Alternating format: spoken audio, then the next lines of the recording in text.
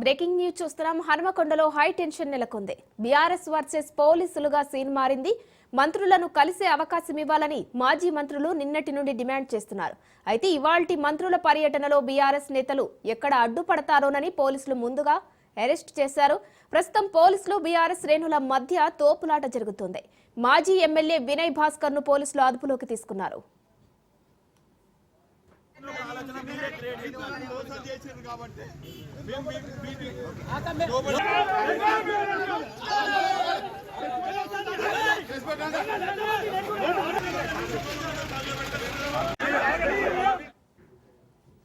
హనుమకొండలో high tension నెలకొంది.